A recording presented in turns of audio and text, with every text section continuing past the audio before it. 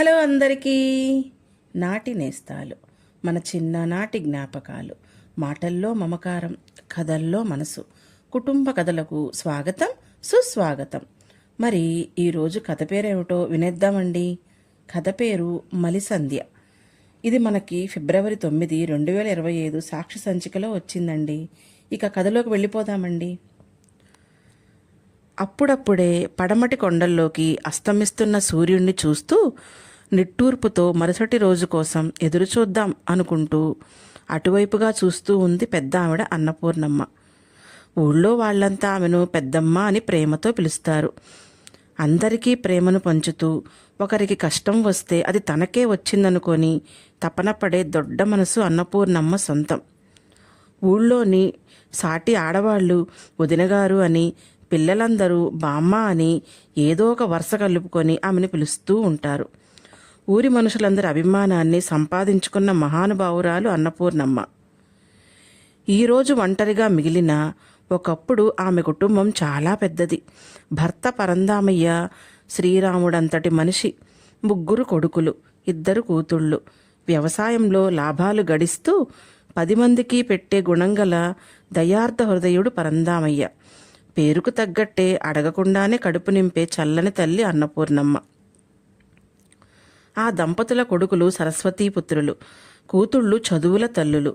ఊళ్ళో ఎవరికి ఏ ఆపద వచ్చినా ముందుగా గుర్తొచ్చేది అన్నపూర్ణమ్మే. సజావుగా సాగుతున్న ఆమె జీవితంలో అనుకోని కష్టం కెరటంలా ముంచుకొచ్చి పరంధామయ్య గారిని తీసుకుని పోయింది. ఆయన మరణంతోనే అన్నపూర్ణమ్మ సంతోషం దూరమైంది. చదువులు పూర్తయ్యాక పిల్లలకు పెళ్లిళ్లు చేసేసి బాధ్యతలన్నీ పూర్తిగా నెరవేర్చుకుంది అన్నపూర్ణమ్మ. ఊళ్ళోని పెద్దల సమక్షంలో ఆస్తిని సమభాగాలు చేసి పిల్లలందరికీ సమానంగా పంచింది. పంపకాల తరువాత ఉద్యోగాల పేరిట ఎవరి దారి వారు చూసుకున్నారు. మిగిలింది వైభవంగా బతికిన ఇల్లు. దేవాలయం లాంటి ఆ ఇంట్లో దేవతలాంటి అన్నపూర్ణమ్మ ఆ రోజు అన్నపూర్ణమ్మ పని మనిషి రంగిని తోడుగా తీసుకొని రామాలయానికి వెళ్ళింది. అక్కడ భజనలో కూర్చొని రామాయణాన్ని ఆలకిస్తూ రామాయణ సారంలో తన సంసారాన్ని గుర్తు తెచ్చుకొని ఆ శ్రీరామునికి నమస్కరించి రంగితో కలిసి ఇంటికి బయలుదేరింది. మరునాడు తెల్లవారింది. రంగి కళ్ళాపి చల్లి ఇంటి ముందు ముగ్గు వేస్తున్న రంగి మెదడులో ఒకటే ఆలోచన. ఎప్పుడూ సూర్యోదయం కంటే ముందు నిద్రలేచే అన్నపూర్ణమ్మ ఇంకా లేవలేదేంటబ్బా అనుకుంటూ మధ్య మధ్యలో ఇంటి వసారాలోకి చూస్తూ ముగ్గు వేయటం ముగించింది. అమ్మగారు, అమ్మగారు అని పిలుస్తూ అన్నపూర్ణమ్మని లేపటానికి వెళ్ళింది. రంగి పిలుపుతో అన్నపూర్ణమ్మ నెమ్మదిగా లేచింది.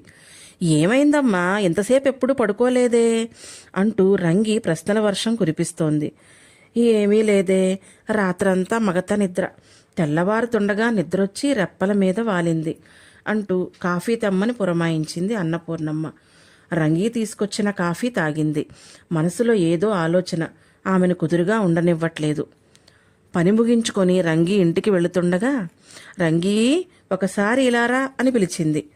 రంగి వాలుకుర్చీ పక్కనే కూర్చొని చెప్పండమ్మా అంది. ఏం లేదే, నీతో మాట్లాడాలి, కాసేపాగి వెళుదూగాన్లే అంది అన్నపూర్ణమ్మ. అలాగే అమ్మగారు అంటూ సర్దుకొని కూర్చుంది. అసలు మీకేమైనాది, అంత పరాగ్గా ఉన్నారేట అమ్మగారు? నేనే అడుగుదామనుకుంటూ ఉండాను. అందరికీ ఏ అక్కర వచ్చినా సాయం చేసేటోళ్ళు, మనసులో బాధ కూడా చెప్పకనే తెలుసుకునేటోళ్ళు. అట్లాంటిది మీకేమైనదమ్మా ఇయ్యాల? నాతో చెప్పండమ్మా అని అడిగింది. ఏమిటే, నేను నీతో మాట్లాడదామనుకుంటే నన్ను ఊరటనిస్తున్నావా అంది అన్నపూర్ణమ్మ. సరేగాని నీ బిడ్డడు పనిలో కుదురుకున్నాడా అని అడిగింది అన్నపూర్ణమ్మ. ఈ అక్కడమ్మా, ఆడికొచ్చిన అరకొర చదువుతో యాడ కుదురుగా ఉంటాడు తల్లి నిట్టూర్చింది రంగి. సరేలే, అయితే నువ్వు నీ కొడుకు ఇద్దరే కదా, నాతో ఉండిపోండి అడిగింది అన్నపూర్ణమ్మ. ఆ మాటకు రంగి బిగుసుకుపోయి, అదేటమ్మా మీతో మేమెలా అంటూ తలగోక్కుంటూ ఇబ్బంది పడుతుంటే, సామానంతా సర్దుకొని తయారుగా ఉండండి, రేపు మొదటి బండికి మనం పట్నం బయలుదేరుతున్నాం అంటూ రంగి సమాధానం తెలిసినట్లుగా ఆజ్ఞాపించింది అన్నపూర్ణమ్మ. ఎందుకో ఏమిటో అనుకుంటూ అయోమయంలో ఇంటికి బయలుదేరింది రంగి. మరుసటి రోజు పొద్దున్నే రంగి ఆమె కొడుకు నాగా అన్నపూర్ణమ్మ ఇంటికి సామానుతో వచ్చారు. బండికి ఇంకాస్త సమయం ఉంది. ప్రయాణంలో తినడానికి కొన్ని తినుబండారాలను బ్యాగులో సర్దింది రంగి. ఈలోగా అన్నపూర్ణమ్మ తయారై బండి తెమ్మని పురమాయించింది. ముగ్గురు రైల్వే స్టేషన్కి చేరుకొని రైలులో కూర్చున్నారు. కిటికీలో నుంచి బయటకు చూస్తున్న అన్నపూర్ణమ్మ కళ్ళు ఒక్కసారిగా కన్నీళ్లతో నిండిపోయాయి. నీటి తెరల వెనుక జ్ఞాపకాల అలలు ఒక్కొక్కటిగా మెదిలాయి. ఆ రోజు అన్నపూర్ణమ్మ కూతురికి డెలివరీ టైం దగ్గర పడుతుండటంతో కూతురి దగ్గరకు వెళ్ళింది. అన్నీ సవ్యంగా జరిగాయి. మహాలక్ష్మి రూపంలో కవలలు పుట్టారు. కానీ అతుక్కొని పుట్టారు. హాస్పిటల్లోనే చాలా రోజులు ఉన్నాక డిశ్చార్జ్ అయ్యారు. హారతితో ఎదురు వెళ్లిన అన్నపూర్ణమ్మకు బిడ్డలు కనబడలేదు.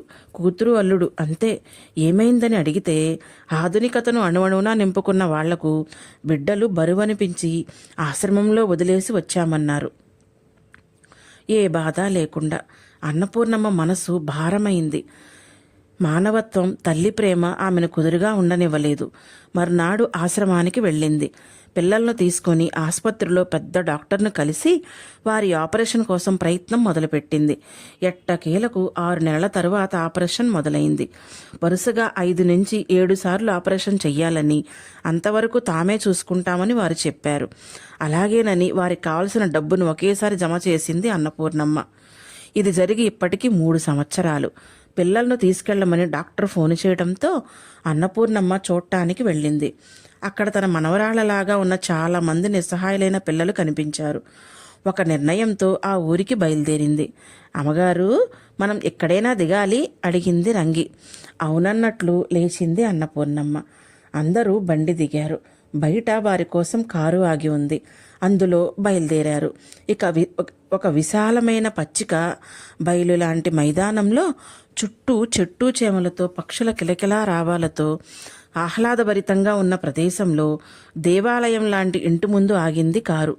అన్నపూర్ణమ్మ రాగానే బామ్మ అంటూ చేతికర్రల ఊతంతో ఉన్న పిల్లలు, చక్రాల బళ్లలో ఉన్న పిల్లలు ఆమె చుట్టూ చేరారు. వారిలో అన్నపూర్ణమ్మ మనవరాళ్లు కూడా ఉన్నారు. ఆపరేషన్ అయ్యాక పిల్లలు సరిగ్గా నడవలేరని నిజం తెలుసుకున్నాక అన్నపూర్ణమ్మ అక్కడ ఉన్న పిల్లలందరికీ ఆపరేషన్ చేయించింది. వారందరికీ తానే భోజన వసతి ఖర్చులను భరించింది. తనకు మిగిలిన ఆస్తినంతా ఆశ్రమానికి రాసేసింది. ఆ ఆశ్రమంలోనే ఉంటూ పిల్లల బాగోగులను చూసుకుంటూ తన శేష జీవితాన్ని గడపాలని నిర్ణయం తీసుకుంది అన్నపూర్ణమ్మ. అక్కడ అడుగు పెడుతుండగానే పిల్లలందరూ అన్నపూర్ణమ్మ చుట్టూ చేరటం చూసి రంగి, ఆమె కొడుకు ఆమెను దేవతలను చూసినట్లుగా తన్మయం పొందారు. అన్నపూర్ణమ్మకు చేదోడు వాదోడుగా ఆ తల్లి కొడుకులు అక్కడే ఉండిపోయారు. అన్నపూర్ణమ్మ తీసుకున్న నిర్ణయం రేపటి తరపు సూర్యోదయం కోసం ఎదురుచూసే మలిసంధ్య. కథ మీకు నచ్చిందా అండి? నా కథలు మీకు నచ్చినట్లయితే లైక్ చేసి సబ్స్క్రైబ్ చేసుకోగలరు. మీ శాంతి.